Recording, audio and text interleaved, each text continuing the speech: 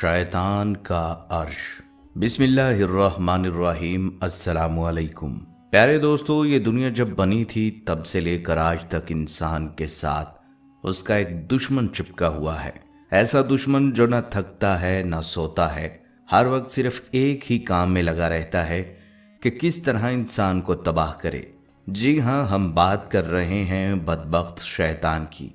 वही शैतान जिसने अल्लाह के एक हुक्म को मानने से इनकार किया, जिसने सजदे जैसे अजीम हुक्म को ठुकरा दिया और तब से लेकर आज तक वो गुरूर, जिद और गुमराही का झंडा उठाए फिरता है।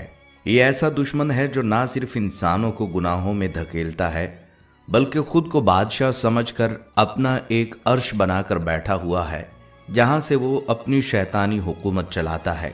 लिहाजा आज की वीडियो में हम उस बदबख्त का सबसे बड़ा राज खोलने जा रहे हैं। इस वीडियो में आप जानेंगे कि शैतान का अर्श आखिर कहाँ है और वो अपने तख्त से किन लोगों पर हुकूमत करता है, और इस बदबख्त शैतान का सबसे पसंदीदा गुनाह क्या है, और क्या वाकई इंसान शैतान को जला भी सकता है। बल्कि वीडियो में आप ये भी जानेंगे कि क़यामत के दिन अल्लाह ताला इस बदबख्त शैतान को कैसे इबरतनाक अंजाम तक पहुंचाएंगे। नाजरीन, इन सब बातों के साथ हम आपको दिखाएंगे वो मुस्तनिद अहादीस, कुरान मजीद की आयात और वो खुफिया शैतानी हथकंडे जिनसे आज भी बहुत से लोग गाफिल हैं।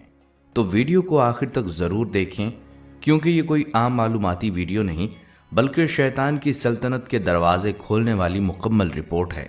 ऐसी रिपोर्ट जो शायद आपको कभी किसी और जगह से ना मिले। तो चलिए नाजरीन, वीडियो का आगाज़ करते हैं। और सबसे पहले हम आपको बताते हैं कि अल्लामा जलालुद्दीन सयूती रहमतुल्लाह अलैह ने अपनी मशहूर तफसीर दुर्र मंसूर में शैतान के आबिद व जाहिद होने से लेकर राइंदा दरगाह बनने तक की पूरी दास्तान नहायत दिलचस्प अंदाज में कुछ यूँ बयान की है कि आदम अलैहिस्सलाम की पैदाइश से भी कई लाख साल पहले दुनिया में दो तरह के मखलूकाती ग्रोह मौजूद थे। एक नूरी यानी फरिश्ते और दूसरे नारी यानी जिन्नात। फरिश्ते आसमानों में मुकीम थे, जबकि जिन्नात को ज़मीन पर बसाया गया था। इन जिन्नात में भी हर तरह के किरदार पाए जाते थे, कुछ नेक, इबादत गुजार और ताबेदार, तो कुछ सरकश, नाफरमान और फसाद फैलाने वाले। इन्हीं में एक जिन ऐसा भी था जो इबादत, परहेजगारी और आजिज़ी में सबसे आगे था। कहा जाता है उसने पैदाइश के बाद 1000 साल तक मुसलसल सजदे किए, फिर ज़मीन के हर कोने, हर मकाम पर कई हजार बरस तक इबादत करता रहा, यहाँ तक कि ज़मीन का कोई मुकाम न बचा जहाँ उसने सजदा न किया हो। जब एक मखलूक इतनी आजिज़ी, इतनी बंदगी और इतनी लगन से इबादत करे तो फिर अल्लाह रब्बुल इज़्ज़त की रहमत क्यों ना जोश में आए। अल्लाह ताला ने जब उस जिन की इबादत, आजिज़ी और परहेजगारी देखी तो उसे ज़मीन से उठाकर आसमान दुनिया यानी पहले आसमान पर बुला लिया। वहाँ भी उसने 1000 साल तक सजदा रेज होकर इबादत की। ये वही जिन था जिसका नाम अज़ाज़ील था। पहले आसमान पर इबादत के बाद उसे खाशे का लक़ब दिया गया, यानी घुटने टेक देने वाला, झुकने वाला। फिर अल्लाह ने उसके दर्जात को मज़ीद बुलंद किया और उसे दूसरे आसमान पर बुला लिया। वहाँ भी अज़ाज़ील ने 1000 साल तक हुकूमत की और यहाँ उसे लक़ब मिला आबिद, यानी नेक बंदा बनकर जीने वाला।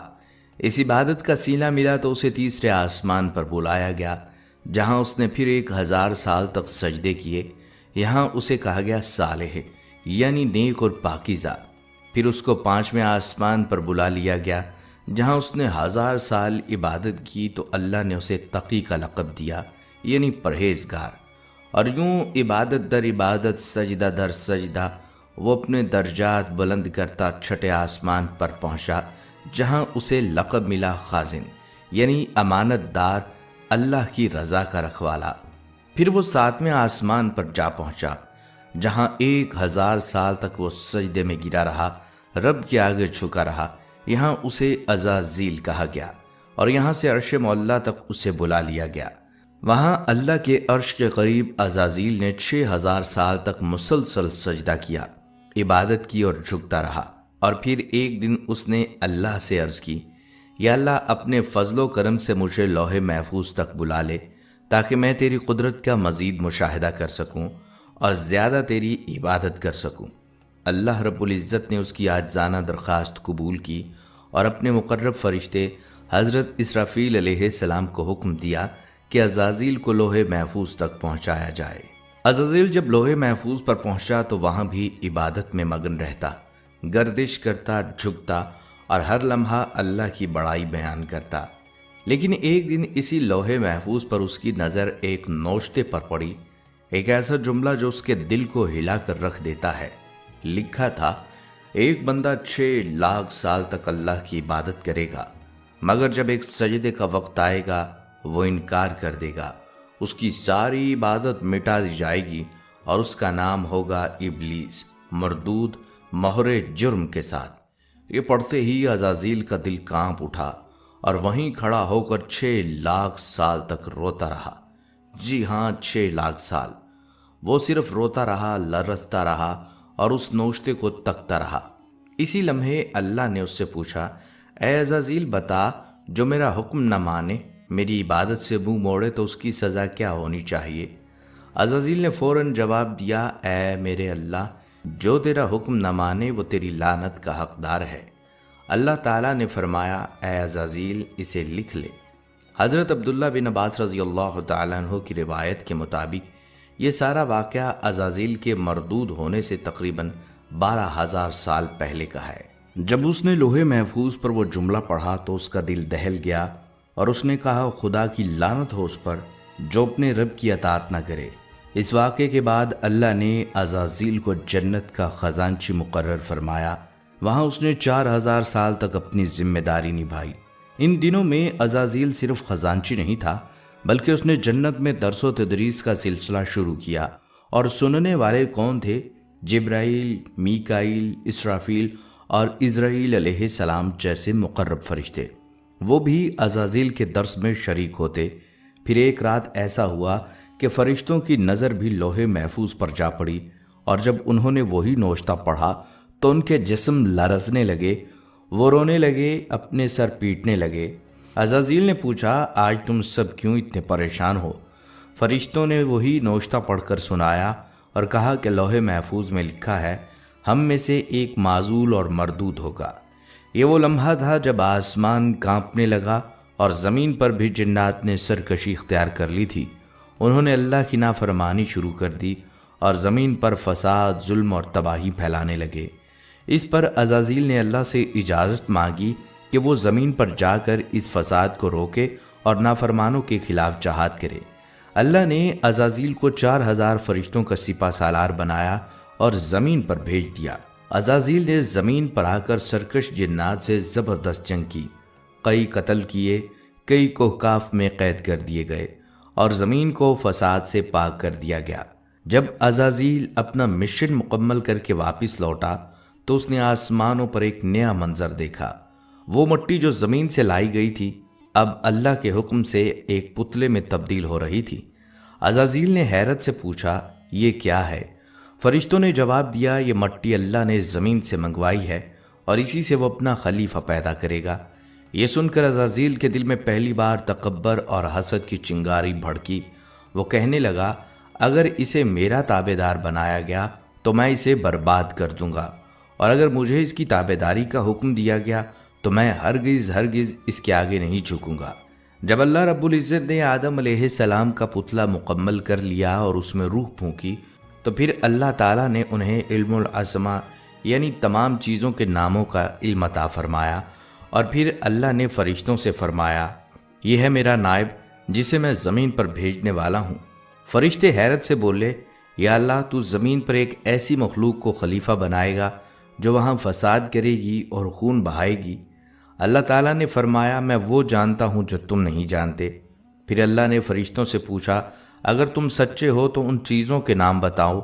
فرشتوں نے عرض کی، یا اللہ، ہمیں صرف وہی علم ہے جو تو نے ہمیں سکھایا۔ اس کے بعد اللہ تعالیٰ نے حضرت آدم علیہ السلام سے فرمایا، تم ان چیزوں کے نام بتاؤ۔ جب آدم علیہ السلام نے سب کے نام بیان کر دیے، اللہ نے فرمایا، کیا میں نے تم سے نہیں کہا تھا کہ میں آسمانوں اور زمین کی چھپی باتوں کو جانتا ہوں؟ پھر وہ وقت آن پہنچا جس نے کائنات کی سب سے بڑی آزمائش کو جنم دیا۔ اللہ نے حکم دیا، तमाम फरिश्ते आदम को सजदा करो। तो सब फरिश्ते सजदे में गिर गए, मगर एक न झुका, एक खड़ा रह गया, एक इनकार कर गया, और वो था अज़ाज़ील। क्यों? क्योंकि वो जन्नात में था और उसके दिल में अब तकब्बर बोल रहा था। अल्लाह ने उससे पूछा, ए अज़ाज़ील, तुझे किस चीज़ ने रोका कि तू मेरे हुक्म पर अमल न करे? अज़ाज़ील ने सरकशी से कहा, मैं इससे बेहतर हूँ, तूने इसे मट्टी से पैदा किया और मुझे आग से, मैं इसे सजदा क्यों करूँ? अल्लाह ने फरमाया, तो नीचे उतर जा, तुझे यहाँ कोई हक नहीं कि बड़ाई दिखाए, निकल जा, तू मरदूद है और अब तुझ पर क़यामत तक मेरी लानत रहेगी। इसी लम्हे अज़ाज़ील जो इबादत गुजार, मुक़र्रब और ख़ाशिअ था, अब इब्लीस शैतान बन गया। अल्लाह ने जब लानत की तो इब्लीस आजिज़ होकर अर्ज़ करने लगा, ऐ मेरे रब, मुझे उस दिन तक मोहलत दे जब सब दोबारा ज़िंदा किए जाएं। अल्लाह ने फरमाया, तुझे मोहलत दी, और उसी दिन से ये इब्लीस शैतान इंसान का खुला दुश्मन बन गया। कुरान करीम में अल्लाह ताला फरमाते हैं, इब्लीस ने कहा, ऐ मेरे रब, मुझे उस दिन तक मोहलत दे जिस दिन सब लोग दोबारा उठाए जाएंगे। अल्लाह ताला ने फरमाया, तुझे वक्त मालूम तक मोहलत दे दी गई।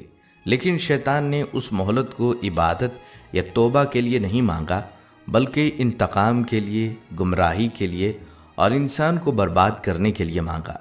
उसने रब कायनात के सामने खड़े होकर कसम खाई, जैसे तूने मुझे गुमराह किया, मैं भी इंसानों के लिए गुनाह को मज़य्यन करके पेश करूँगा, उन सब को बहकाऊँगा और मैं उनकी ताक में रहूँगा, तेरी सीधी राह पर बैठकर। मैं उनके सामने से, पीछे से, दाएं से और बाएं से आऊँगा, और तू उनमें से अक्सर को शुक्रगुजार नहीं पाएगा। ये शैतान का खुला चैलेंज था, एक ऐसा चैलेंज जो उसने अल्लाह की इज्जत और जलाल की कसम खाकर खाया कि मैं इन सब को तेरे रास्ते से हटाऊंगा।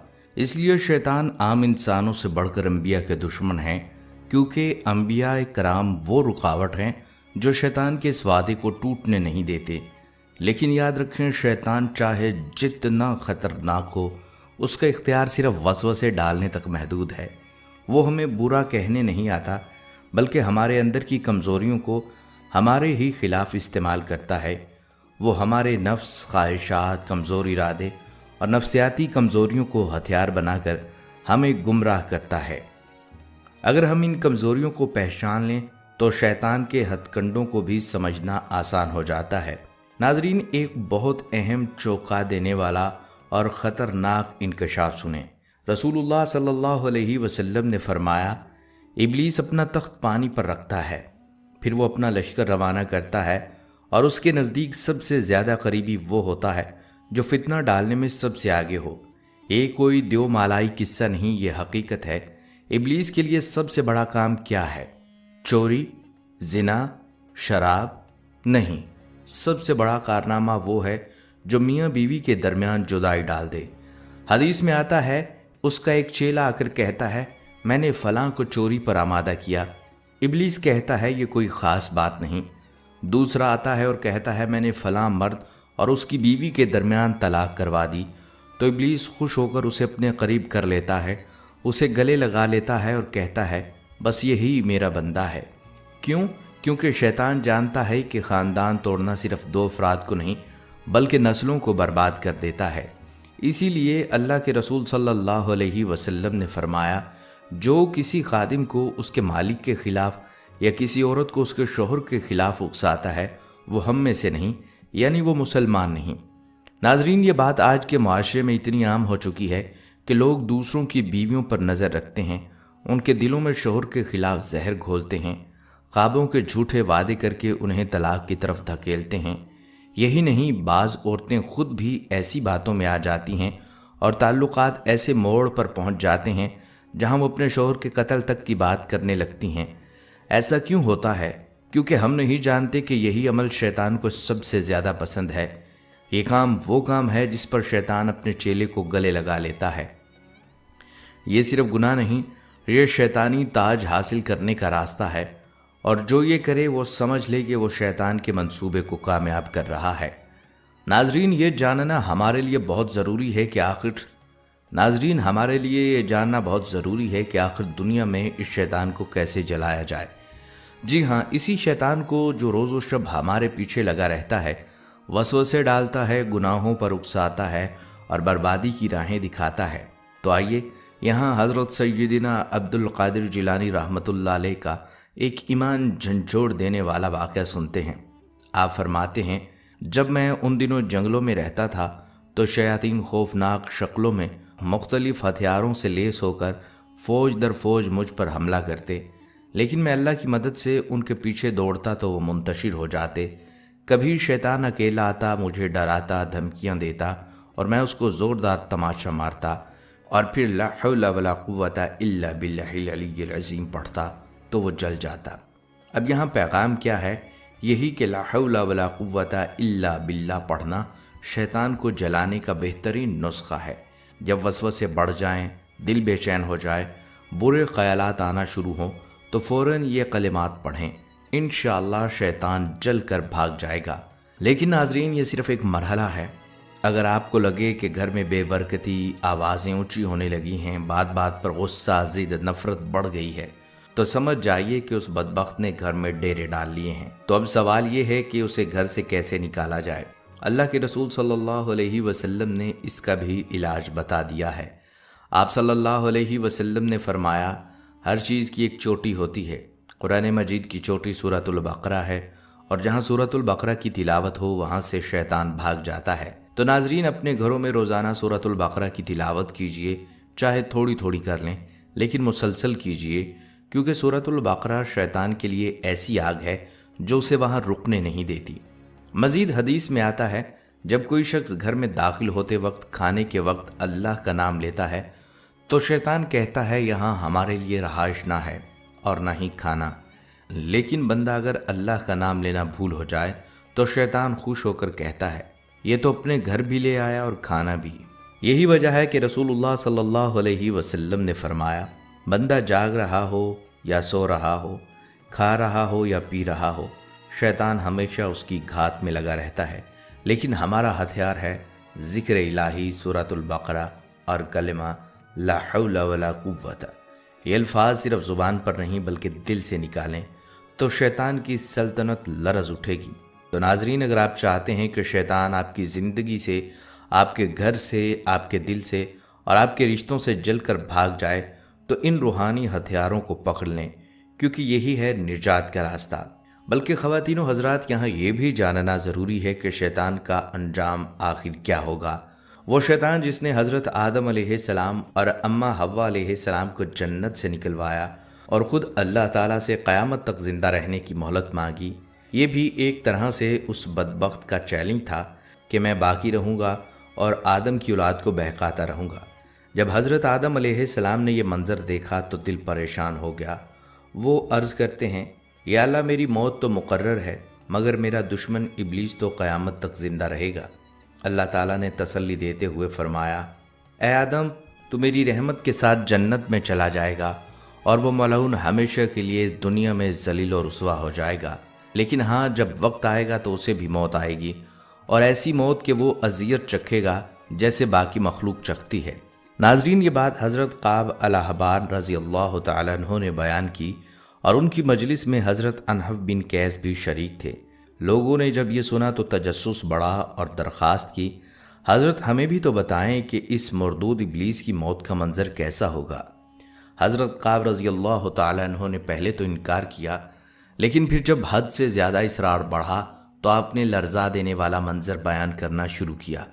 फरमाया, जब क़यामत करीब आ जाएगी, लोग हस्बे मामूल बाज़ारों में मसरूफ़ होंगे, हंसी खुशी ज़िंदगी गुजार रहे होंगे कि अचानक एक ज़ोरदार धमाका होगा। ऐसा धमाका कि ज़मीन लरज़ उठेगी, लोग घबरा जाएंगे और बहुत से तो वहीं बेहोश हो जाएंगे। ये उस दिन का आगाज़ होगा जब अल्लाह इब्लीस की ज़िंदगी का खात्मा करेगा। नाज़रीन, अब मंज़र वो है जिसका इंतज़ार अंबिया इकराम ने भी किया और जिसका वादा खुद अल्लाह ने भी किया, शैतान का इबरतनाक अंजाम। जब क़यामत का वक्त करीब हो जाएगा तो अल्लाह ताला मलकुल मौत को हुक्म फरमाएंगे, ऐ मलकुल मौत, मैंने तुझे सबसे ज़्यादा ताकत अता की, तुझे सबसे ज़्यादा मावन दिए। अब मेरे गज़ब और गुस्से की चादर ओढ़कर उस मरदूद इब्लीस की जान निकालने जा और जान ले कि उसे वो मौत देनी है जो दुनिया में कभी किसी को ना मिली हो। اور ساتھ حکم ہوگا، مالک اے جہنم کے دروغہ، جہنم کے دروازے کھول دے، کیونکہ آج تمہارا سب سے بڑا قیدی آنے والا ہے۔ ناظرین، ملک الموت غیظ و غضب سے بھرے لاکھوں کروڑوں خوفناک شکل والے فرشتوں کے ساتھ زمین کی طرف اتریں گے۔ ایسا روب، ایسا جلال کہ اگر انسان اور جنات دیکھ لیں تو خوف کے مارے پگھل جائیں۔ یہ لشکر جب ابلیس کے پاس پہنچے گا تو ملک الموت دھاڑ کر فرمائیں گے، اے خبیث، تو نے طویل زندگی پائی، لاکھوں انسانوں کو گمراہ کیا، نسل آدم کو جہنم میں جھونکا، آج ان سب کے بدلے تجھے وہ موت دوں گا جو تیری ہڈیاں بھی چیخ چیخ کر محسوس کریں گی۔ ناظرین، یہ سن کر ابلیس چیخے گا، دھاڑے مارے گا اور مشرق کی طرف بھاگے گا، پھر مغرب، پھر شمال، جنوب، پھر سمندر میں چھپنے کی کوشش کرے گا، لیکن سمندر اس کو خود باہر اچھال دے گا۔ پھر وہ آدم علیہ السلام کی قبر کے پاس جا کر روئے گا، اے آدم، کاش تو پیدا نہ ہوتا، ساری تباہی کی جڑ تو ہی ہے۔ پھر ملک الموت سے کہے گا، کتنی سخت موت دو گے مجھے؟ ملک الموت فرمائیں گے، جتنے لوگ جہنم میں ہیں سب کی موتیں جمع کر کے بھی تیری جیسی موت نہیں ہو سکتی۔ یہ سن کر وہ تڑپے گا، بل بلائے گا، چیخیں مارے گا، بھاگے گا، اور پھر جہاں اس کی موت لکھی گئی تھی وہاں آگ کے انگاروں کی مانند ایک سرخ جگہ گر پڑے گا۔ ناظرین، وہ جگہ جہنم کی سنڈاسیوں سے بھری ہوگی، جہاں تڑپا تڑپا کر نوچ نوچ کر اس کی روح قبض کی جائے گی۔ اتنی سختی، اتنی اذیت کہ تمام جن و انس کی چیخیں بھی اس کے سامنے کم پڑ جائیں، اور اسی وقت آدم علیہ السلام اور حضرت حوا علیہ السلام سے کہا جائے گا، اس اپنے دشمن کو دیکھو جس نے تمہیں جنت سے نکالا، آج کیسے ذلت سے مر رہا ہے۔ تو آدم علیہ السلام اور اماں حوا علیہ السلام خوشی سے کہیں گے، یا اللہ، تو نے واقعی آج ہم پر اپنی نعمت مکمل کر دی۔ ناظرین، وہ شیطان جو اپنے آپ کو آگ کا بنا سمجھ کر افضل سمجھتا تھا، جو آدم علیہ السلام کی اولاد کو بہکانے پر فخر کرتا تھا، جس نے لاکھوں کروڑوں کو گمراہ کیا، بالآخر وہ بھی آج اللہ کے حکم سے مرے گا، اور اس کی موت کا منظر اتنا بھیانک، اتنا لرزہ خیز ہوگا کہ خود حضرت آدم علیہ السلام جب ملک الموت سے سننے لگے تو کچھ دیر بعد کہا، بس اب مزید نہیں سنا جاتا۔